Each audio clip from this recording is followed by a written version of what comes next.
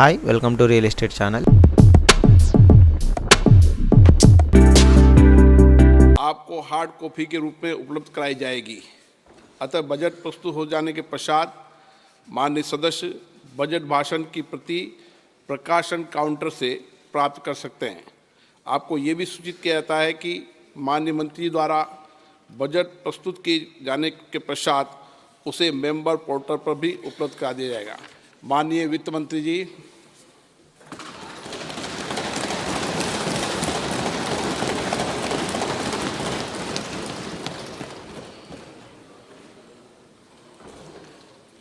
Honorable Speaker, I present the interim budget for 24-25.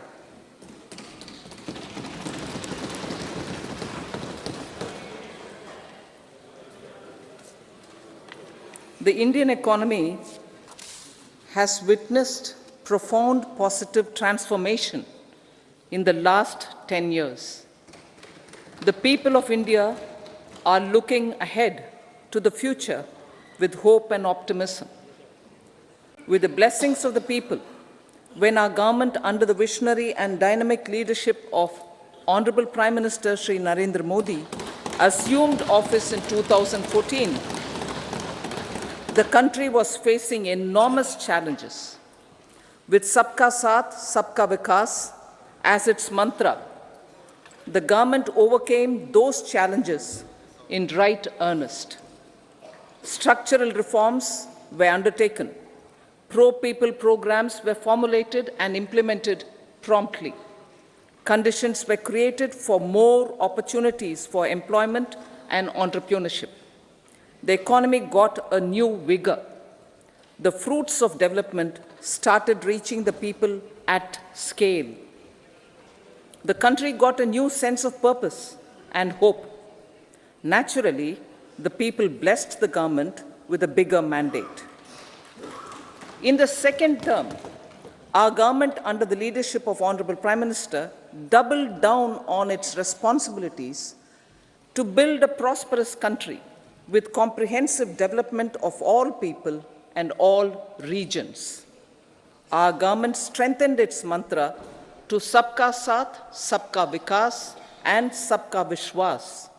Our development philosophy covered all elements of inclusivity, namely social inclusivity through coverage of all strata of the society, and geographical inclusivity through development of all regions of the country.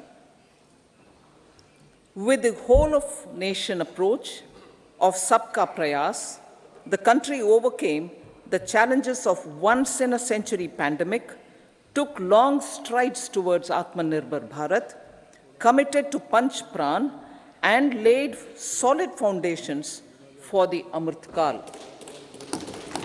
As a result, our young country has high aspirations, pride in its present, and hope and confidence for a bright future. We expect that our government, based on its stupendous work, will be blessed again by the people with a resounding mandate. Inclusive development and growth. Our humane and inclusive approach to development is a marked and deliberate departure from the earlier approach of provisioning up to village level. Development programs were thus provisioned. In the last 10 years, however, have targeted each and every household and individual through housing for all, Har Ghar Jal, electricity for all, cooking gas for all, bank accounts and financial services for all in record time. The worries about food have been eliminated through free ration for 80 crore people. Minimum support prices for the produce of Annadata are periodically increased appropriately. These and the provision of basic necessities have enhanced real income in the rural areas. Their economic needs could be addressed, thus spurring growth and generating jobs. Social justice. Our government is working with an approach to development that is all-round, all-pervasive, and all-inclusive. Sarvangin, Sarvasparshi, or Sarvasamaveshi. It covers all castes and people at all levels. We are working to make India a Vikasit Bharat by 2047. For achieving that goal, we need to improve people's capability and empower them. Previously, social justice was mostly a political slogan. For our government, social justice is an effective and necessary governance model. The saturation approach of covering all eligible people is the true and comprehensive achievement of social justice. This is secularism in action, reduces corruption, and prevents nepotism, prevents Bhai Bhatijawad. There is transparency and assurance that benefits are delivered to all eligible people. The resources are distributed fairly. All, regardless of their social standing, get access to opportunities. We are addressing systemic inequalities that had plagued our society. We focus on outcomes and not on outlays so that the social economic transformation is achieved. As our Prime Minister firmly believes, we need to focus on 4 major castes. They are Garib, Mahilaye, Yuva, and Annadata. Their needs, their aspirations, and their welfare are our highest priority. The country progresses when they progress. All 4 require and receive government support in their quest to better their lives. Their empowerment and well-being will drive the country forward. Garib Kalyan, Desh Ka Kalyan. We believe in empowering the poor. The earlier approach of tackling poverty through entitlements had resulted in very modest outcomes. When the poor became empowered partners in the development process, government's power to assist them also increases manifold. With the pursuit of Sabka Saath, in these 10 years, the government has assisted 25 crore people to get freedom from multi-dimensional poverty. Our government's efforts are now getting synergized with energy and passion of such empowered people. This is truly elevating them from poverty. Direct benefit transfer of 34 lakh crore rupees from the government using PM Jan Dhan accounts has led to savings of 2.7 lakh crores of rupees for the government. This savings has been realized through avoidance of leakages prevalent earlier. The savings have helped in providing more funds for Garib Kalyan. PM Swanidhi has provided credit assistance to 78 lakh street vendors. From that total of 78 lakh street vendors, 2.3 lakh have received credit for the 3rd time. PM Janman Yojana reaches out to the particularly vulnerable tribal groups who have remained outside the realm of development so far. PM Vishwakarma Yojana provides end-to-end support to artisans and craftspeople engaged in 18 trades. The schemes for empowerment of Divyangs and transgender persons reflect firm resolve of our government to leave no one behind. Welfare of Annadata. Farmers are our Annadata. Every year under PM Kisan Samman Yojana, direct financial assistance is provided to 11.8 crore farmers, including marginal and small farmers. Crop insurance is given to 4 crore farmers under PM Fasal Bima Yojana. These, besides several other programs, are assisting Annadata in producing food for the country and for the world. Electronic National Agricultural Market has integrated 1,361 mandis and is providing services to 1.8 crore farmers with trading volume of 3 lakh crores of rupees. The sector is poised for inclusive, balanced, higher growth and productivity. These are facilitated from farmer-centric policies, income support, coverage of risks through price and insurance support, promotion of technologies and innovations through startups. Empowering the Amrit PD, the Yuva. Our prosperity depends on adequately equipping and empowering the youth. The National Education Policy 2020 is ushering the transformational reforms. PM Schools for Rising India, PM Shri, are delivering quality teaching and nurturing holistic and well-rounded individuals. The Skill India mission has trained 1.4 crore youth, upskilled and reskilled 54 lakh youth, and established 3,000 new ITIs.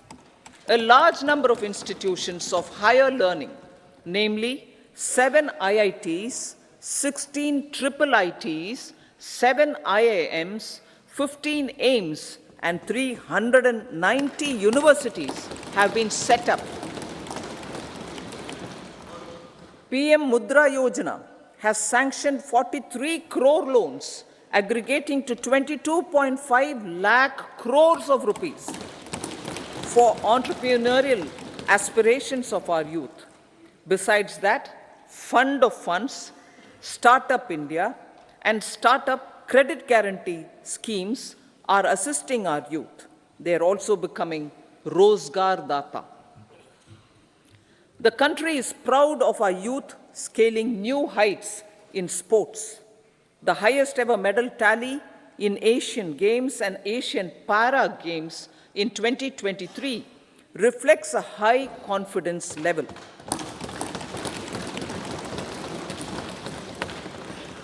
Chess prodigy and our #1 ranked player Pragnananda put up a stiff fight against the reigning world champion Magnus Carlsen in 2023. Today, India has over 80 chess grandmasters compared to little over 20 in 2010.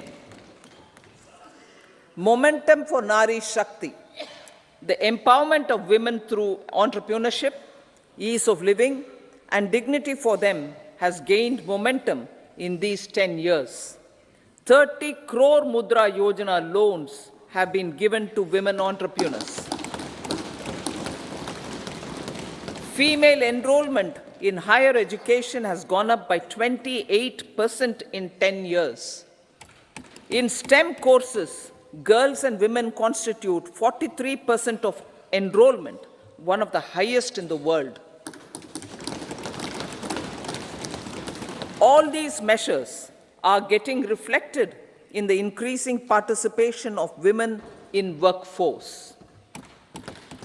Making triple talaq illegal, reservation of 1/3 seats for women in the Lok Sabha and state assemblies, and giving over 70% houses under PM Awas Yojana in rural areas to women, and giving over 70% houses under PM Awas Yojana in rural areas to women as sole or joint owners have enhanced their dignity. exemplary track record of governance, development, and performance. Besides delivering on high growth in terms of gross domestic product, the government is equally focused on a more comprehensive GDP, that is, governance, development, and performance. Our government has provided transparent, accountable, people-centric, and prompt, trust-based administration with citizen-first and minimum government, maximum governance approach. The impact of all-round development is discernible in all sectors. There is macroeconomic stability, including in the external sector. Investments are robust. The economy is doing well. People are living better and earning better, with even greater aspirations for future. Average real income of the people has increased by 50%. Inflation is moderate. People are getting empowered, equipped, and enabled to pursue their aspirations. There is effective and timely delivery of programs and of large projects. Economic management. The multi-pronged economic management over the past 10 years has complemented people-centric, inclusive development. Following are some of the major elements. 1. All forms of infrastructure, physical, digital, or social, are being built in record time.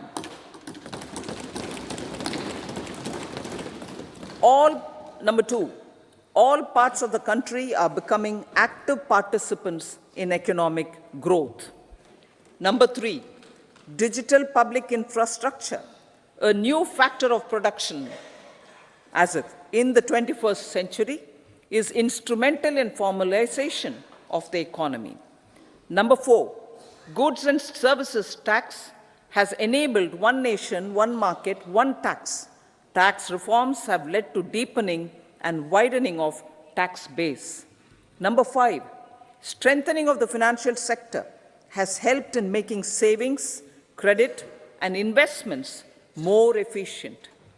Number 6, GIFT, IFSC, and the Unified Regulatory Authority, IFSCA, are creating a robust gateway for global capital and financial services for the economy. Number 7, proactive inflation management has helped keep inflation within the policy band. Now, the global context, Honorable Speaker, sir.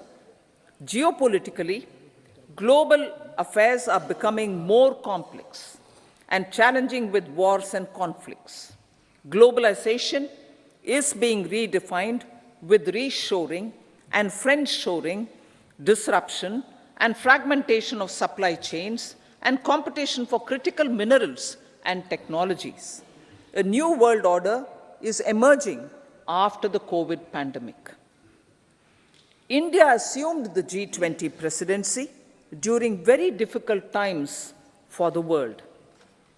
The global economy was going through high inflation, high interest rates, low growth, very high public debt, low trade growth, and climate changes.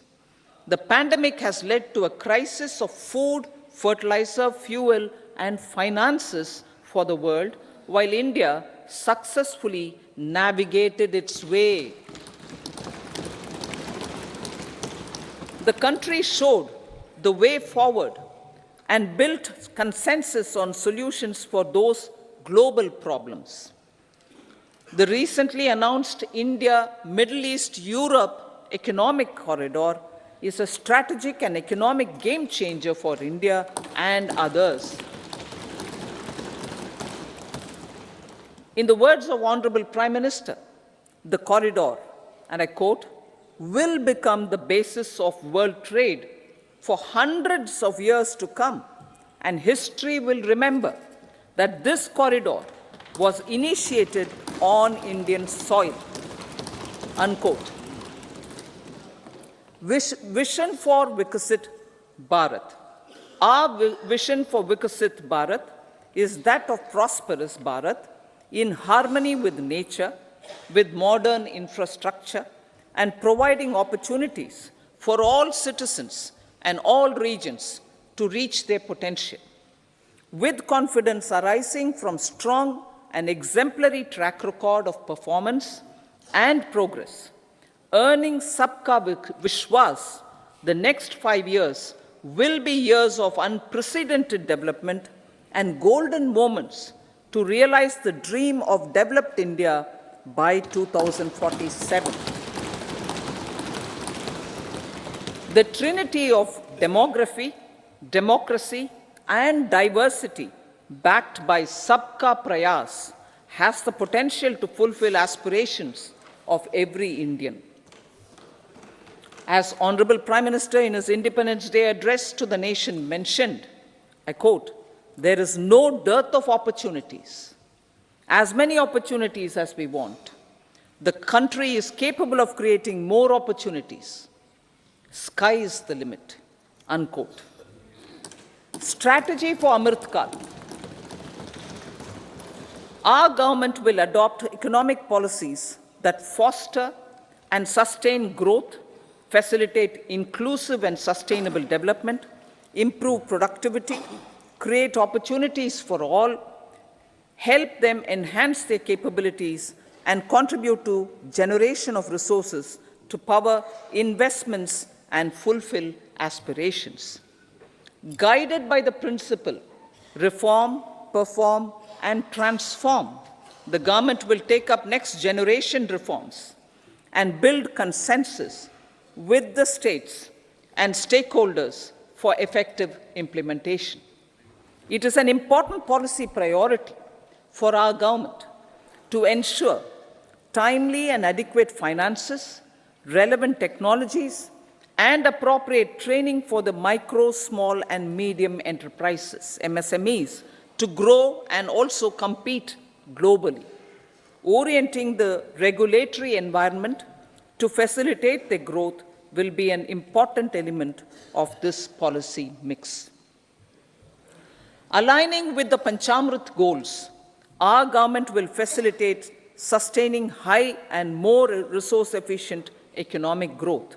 This will work towards energy security in terms of availability, accessibility, and affordability.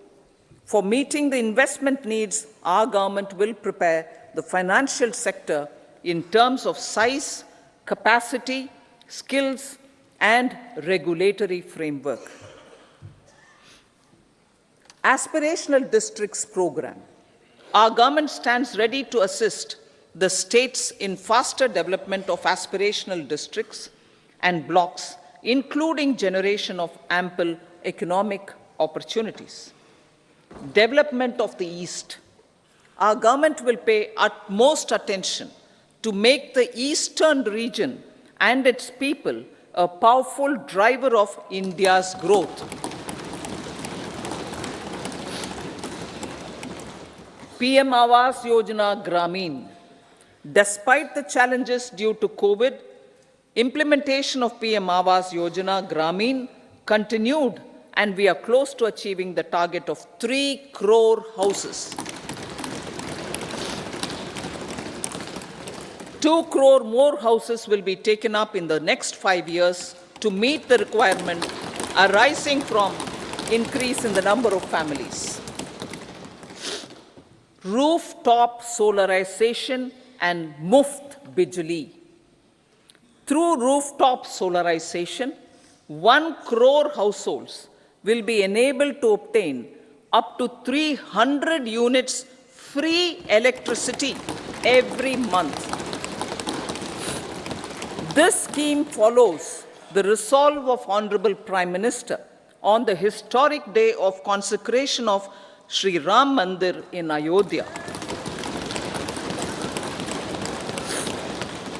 Following benefits are expected. Savings up to 15 to 18,000 rupees annually for households from free solar electricity and selling the surplus to the distribution companies. Charging of electric vehicles. entrepreneurship opportunities for a large number of vendors for supply and installation, employment opportunities for the youth with technical skills in manufacturing, installation, and maintenance. Housing for middle class. Our government will launch a scheme to help deserving sections of the middle class, and I quote from Honorable Prime Minister's words, living in rented houses or slums or chawls and unauthorized colonies, unquote, to buy or build their own houses.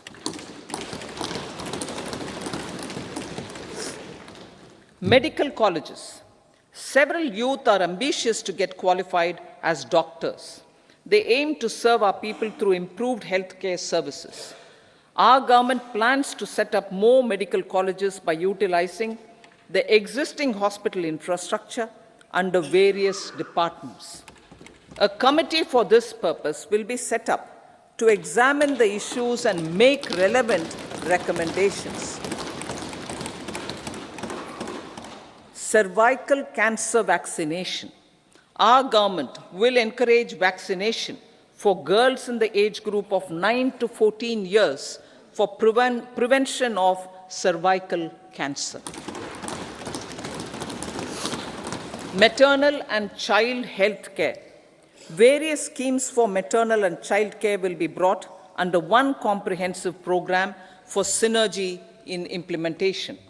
Upgradation of Anganwadi centers under Saksham Anganwadi and Poshan 2.0 will be expedited for improved nutrition delivery, early childhood care, and development. The newly designed U-Win platform for managing immunization and intensified efforts of Mission Indradhanush will be rolled out expeditiously throughout the country. Ayushman Bharat. Healthcare cover under Ayushman Bharat scheme will be extended to all ASHA workers, to all Anganwadi workers and helpers. Agriculture and food processing. The efforts of value addition in agriculture sector and boosting farmers' incomes will be stepped up. Pradhan Mantri Kisan Sampada Yojana has benefited 38 lakh farmers and generated 10 lakh employment. Pradhan Mantri Formalization of Micro Food Processing Enterprises Yojana has assisted 2.4 lakh SHGs and 60,000 individuals with credit linkages. Other schemes are complementing the efforts for reducing post-harvest losses and improving productivity and incomes. For ensuring faster growth of the sector, our government will further promote private and public investment in post-harvest activities, including aggregation, modern storage, efficient supply chains, primary and secondary processing and marketing and branding. Nano DAP. After the successful adoption of nano urea, application of nano DAP on various crops will be expanded in all agroclimatic zones. Atmanirbhar Oil Seeds Abhiyan. Building on the initiative announced in 2022, a strategy will be formulated to achieve Atmanirbharta for oil seeds such as mustard, groundnut, sesame, soya bean, and sunflower. This will cover research for high-yielding varieties, widespread adoption of modern farming techniques, market linkages, procurement, value addition, and crop insurance. Dairy development. A comprehensive program for supporting dairy farmers will be formulated. Efforts are already on to control foot and mouth disease. India is the world's largest milk producer with India is the world's largest milk producer, but with low productivity of milch animals. The program will be built on the success of existing schemes such as Rashtriya Gokul Mission, National Livestock Mission, and infrastructure development funds for dairy processing and animal husbandry. Matsya Sampada. It was our government which set up a separate department for fisheries, realizing the importance of assisting fishermen. This has resulted in doubling of both inland and aquaculture production. Seafood exports since 2013-14 has also doubled. Implementation of Pradhan Mantri Matsya Sampada Yojana will be stepped up to 1. Enhance aquaculture productivity from existing 3 to 5 tons per hectare. 2. Double exports to 1 lakh crore rupees, and 3. Generate 55 lakh employment opportunities in the near future. 5 integrated aqua parks will also be set up. Lakpati Didi.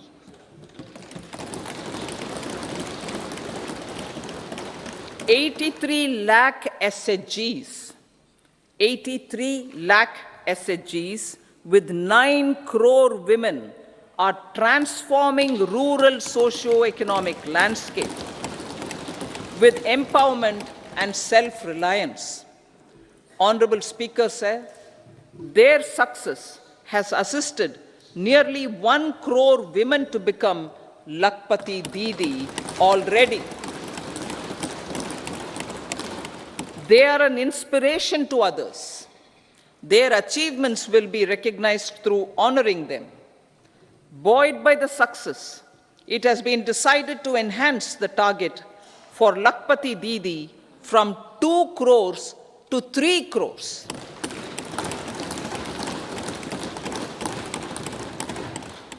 Technological changes, new age technologies, and data are changing the lives of people and businesses.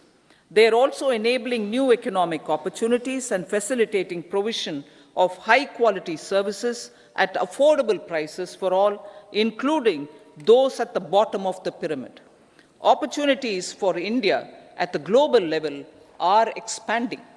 India is showing solutions through innovation and entrepreneurship of its people. Research and innovation for catalyzing growth, employment, and development.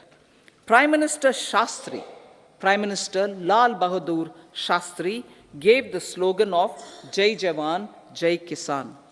Prime Minister Vajpayee, Atal Bihari Vajpayee ji, made that Jai Jawan, Jai Kisan, Jai Vigyan. Prime Minister Modi has furthered that to Jai Jawan, Jai Kisan, Jai Vigyan, and Jai Anusandhan,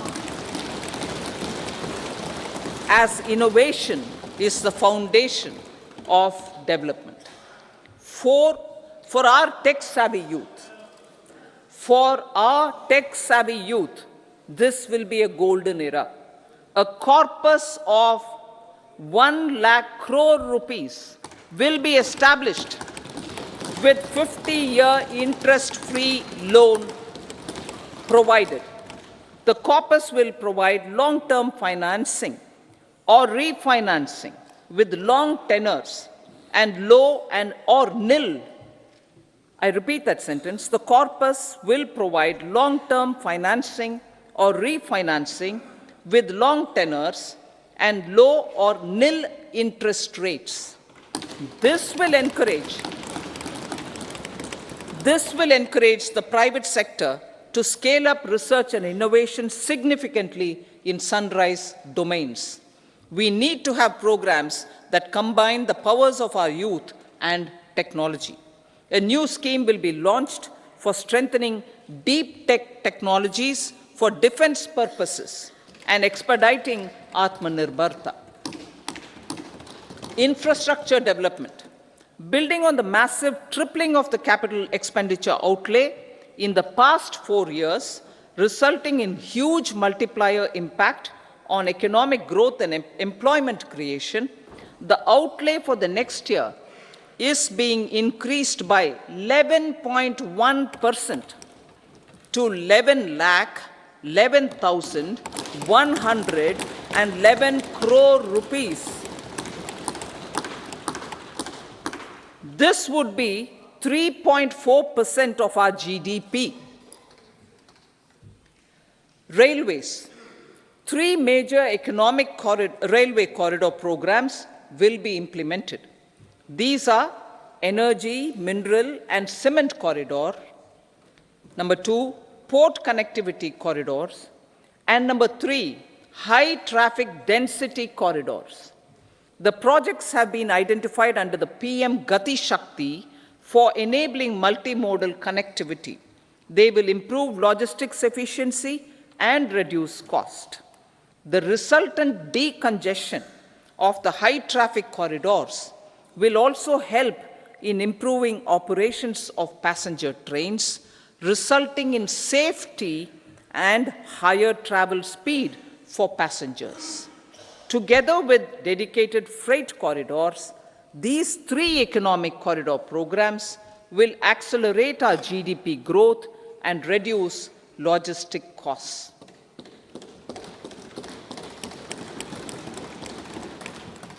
40,000 normal rail bogies will be converted to Vande Bharat standards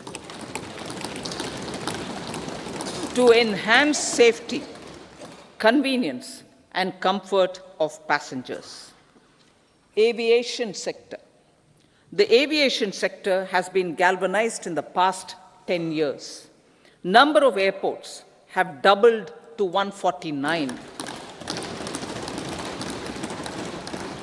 Rollout of air connectivity to Tier 2 and Tier 3 cities under UDAN scheme has been widespread. 517 new routes are carrying 1.3 crore passengers. Indian carriers have proactively placed orders for over 1,000 new aircrafts.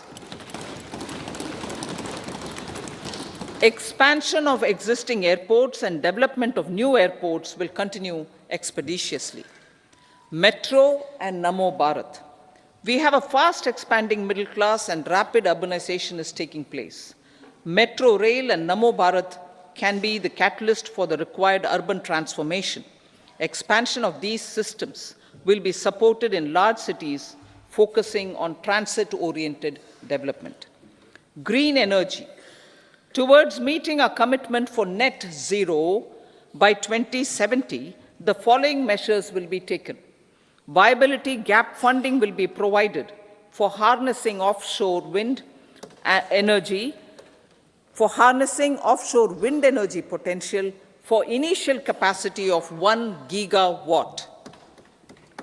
Coal gasification and liquefaction capacity of 100 metric tons will be set up by 2030.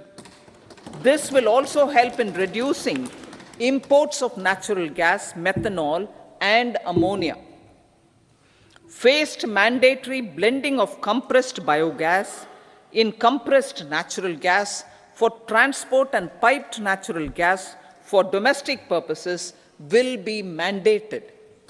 Financial assistance will be provided for procurement of biomass aggregation machinery to support collection. Electric vehicle ecosystem. Our government will expand this and strengthen the e-vehicle ecosystem by supporting manufacturing and charging infrastructure. Greater adoption of e-buses for public transport networks will be encouraged through payment security mechanism. Biomanufacturing and biofoundry. For promoting green growth, a new scheme of biomanufacturing and biofoundry will be launched. This will provide environment-friendly alternatives such as biodegradable polymers, bioplastics, biopharmaceuticals, and bioagri inputs. This scheme will also help in transforming today's consumptive manufacturing paradigm to the one based on regenerative principles. Blue Economy 2.0. For promoting climate-resilient activities for Blue Economy 2.0, a scheme for restoration and adaptation measures and coastal aquaculture and mariculture with integrated and multi-sectoral approach will be launched. Comprehensive development of tourist centers. The success of organizing G20 meetings in 60 places presented diversity of India to global audience. Our economic strength has made the country an attractive destination for business and conference tourism. Our middle class also now aspires to travel and explore. Tourism, including spiritual tourism, has tremendous opportunities for local entrepreneurship. States will be encouraged to take up comprehensive development of iconic tourist centers, branding and marketing them at global scale. A framework for rating of the centers based on quality of facilities and services will be established. Long-term interest-free loans will be provided to states for financing such development on matching basis. To address the emerging fervor for domestic tourism, Honorable Speaker, sir, projects for port connectivity, tourism infrastructure, and amenities will be taken up on our islands, including Lakshadweep. This will help in generating employment also. Promoting investments. The FDI inflow during 2014 to 23 was $596 billion, marking a golden era. That is twice the inflow during 2005 to 14. For encouraging sustained foreign investment, we are negotiating bilateral investment treaties with our foreign partners in the spirit of First Develop India. FDI is First Develop India. Reforms in the states for Vikasit Bharat. Many growth and development enabling reforms are needed in the states for realizing the vision of Vikasit Bharat. A provision of 75,000 crore rupees as 50-year interest-free loan is proposed this year to support those milestone-linked reforms by the state governments. Societal changes. The government will form a high-powered committee for an extensive consideration of the challenges arising from fast population growth and demographic changes. The committee will be mandated to make recommendations for addressing these challenges comprehensively in relation to the goal of Vikasit Bharat. Amrit Kal as Kartavya Kal. Our government stands committed to strengthening and expanding the economy with high growth and to create conditions for people to realize their aspirations. Honorable Prime Minister, in his Independence Day address to the nation in the 75th year of our Republic, said, and I quote, "We commit ourselves to national development with new inspirations, new consciousness, new resolutions as the country opens up immense possibilities and opportunities. It is our Kartavya Kal." Unquote. Every challenge of the pre-2014 era was overcome through our economic management and our governance. These have placed the country on a resolute path of sustained high growth. This has been possible through right policies, true intentions and appropriate decisions. In the full budget in July, Honorable Speaker, our government will present a detailed roadmap for our pursuit of Vikasit Bharat.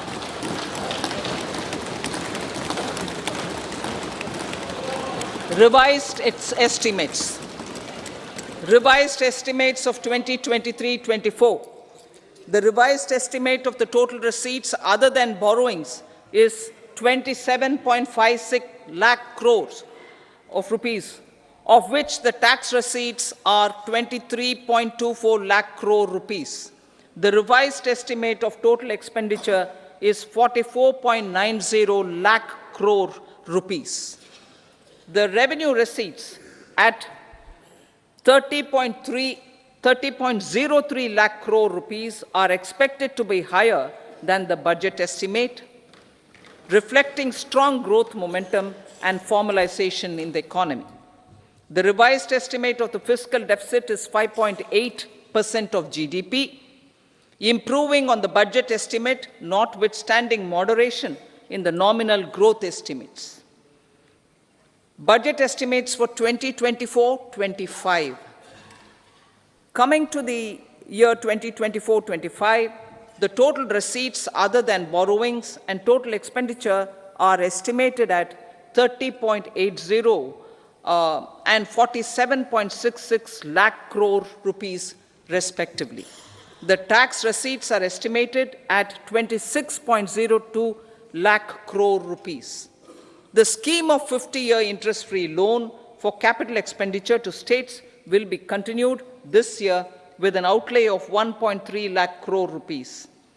We continue on the path of fiscal consolidation, as announced in my budget speech of 2021-22, to reduce fiscal deficit below 4.5% by 25-26. The fiscal deficit in 2024-25 is estimated to be 5.1% of GDP, adhering to that path. So the gross and net market borrowings through dated securities during 24-25 are estimated at 14.13 lakh crore rupees and 11.75 lakh crore respectively. Both will be less than that in 23-24. Now that the private investments are happening at scale, the lower borrowings by the central government will facilitate larger availability of credit for the private sector. Vote on account.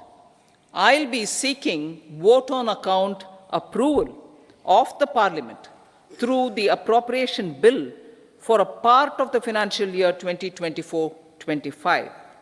I will now move to Part B.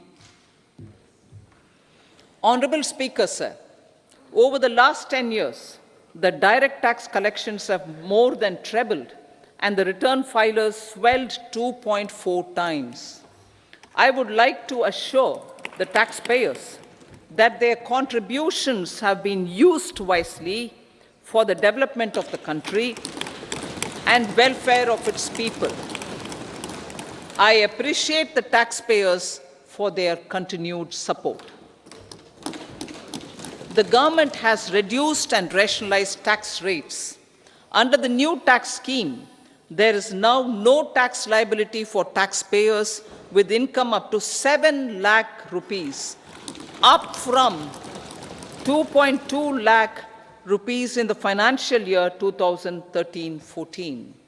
The threshold for presumptive taxation for retail businesses was increased from 2 crores to 3 crores. Similarly, the threshold for professionals eligible for presumptive taxation was increased from 50 lakh rupees to 75 lakh rupees. Also, corporate tax rate was decreased from 30% to 22% for existing domestic companies and to 15% for certain new manufacturing companies. Honorable Speaker, sir, in the last 5 years, our focus has been to improve taxpayer services. The age-old jurisdiction-based assessment system was transformed with the introduction of faceless assessment and appeal, thereby imparting greater efficiency, transparency, and accountability. Introduction of updated income tax returns, a new Form 26AS, and pre-filling of tax returns have made filing of tax returns simpler and easier. Average processing time of returns has been reduced from 93 days in the year 2013-14 to a mere 10 days this year, thereby making refunds faster. Indirect taxation. By unifying the highly fragmented indirect tax regime in India, the GST has reduced the compliance burden on trade and industry. The industry has acknowledged the benefits of GST. According to a recent survey conducted by a leading consulting firm, 94% of industry leaders view the transition to GST as largely positive. According to 80% of the respondents, it has led to supply chain optimization, as elimination of tax arbitrage and octroi has resulted in disbanding of checkposts at the state and city boundaries. At the same time, tax base of GST more than doubled, and the average monthly gross GST collection has almost doubled to 1.66 lakh crores this year. States too have benefited. States' SGST revenue, including compensation released to states in the post-GST period of 2017-18 to 2022-23, has achieved a buoyancy of 1.22. In contrast, the tax buoyancy of state revenues from subsumed taxes in the pre-GST four-year period of 2012-13 to 2015-16 was a mere 0.72. The biggest beneficiaries are consumers, as reduction in logistic cost and taxes have brought down prices of most goods and services. We have taken a number of steps in customs to facilitate international trade. As a result, the import release time declined by 47% to 71 hours at inland container depots, by 28% to 44 hours at air cargo complexes, and by 27% to 85 hours at seaports over the last 4 years since 2019, when the national time release studies were first acted. Tax proposals. As for tax proposals, in keeping with the convention, I do not propose to make any changes relating to taxation and propose to retain the same tax rates for direct and indirect taxes, including import duties. However, certain tax benefits to startups and investments made by sovereign wealth or pension funds, as also tax exemption on certain income of some IFSC units, are expiring on 31/3/2024. To provide continuity in taxation, I propose to extend the date to 31/3/2025. Moreover, in line with the government's vision to improve ease of living and ease of doing business, I wish to make an announcement to improve taxpayers' services. There are a large number of petty, non-verified, non-reconciled, or disputed direct tax demands, many of them dating as far back as 1962, which continue to remain on the books, causing anxiety to honest taxpayers and hindering refunds of subsequent years.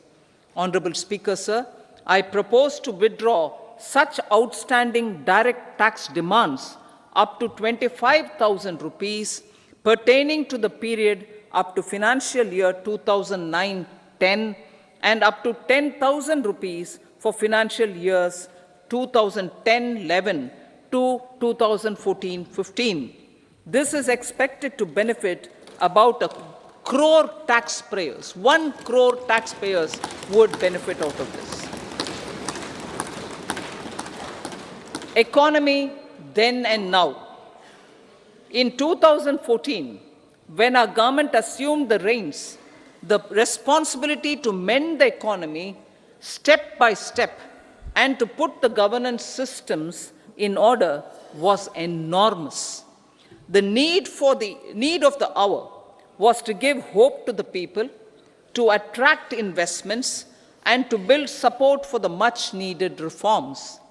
The government did that successfully, following a strong belief of nation first. The crisis of those years has been overcome, and the economy has been put firmly on a high, sustainable growth path with all-round development. It is now appropriate to look at where we were then.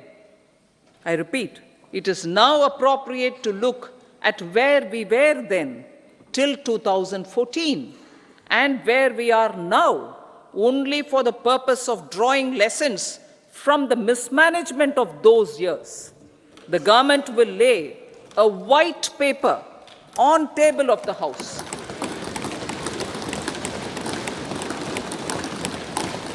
The exemplary track record of governance, development, and performance, effective delivery, and Jan Kalyan has given the government trust, confidence, and blessings of the people to realize whatever it takes, the goal of Vikasit Bharat, with good intentions, true dedication, and hard work in the coming years and decades.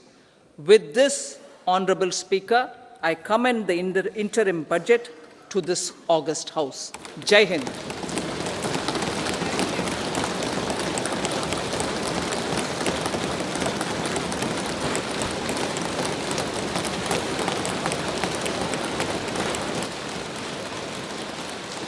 Item number 2, Shrimati Nirmala Sitharaman जी।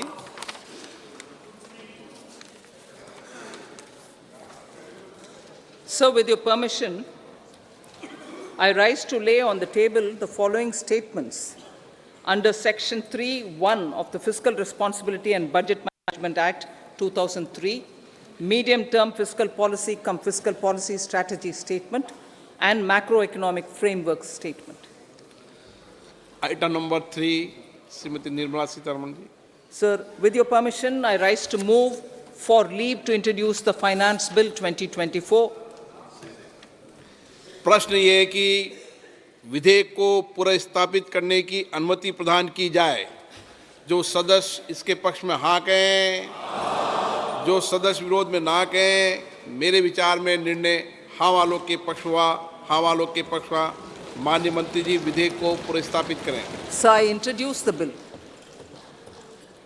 सभा की कार्रवाई शुक्रवार दिनांक 2 फरवरी 2024 को प्राप्त 11 बजे तक के लिए स्थगित की जाती है।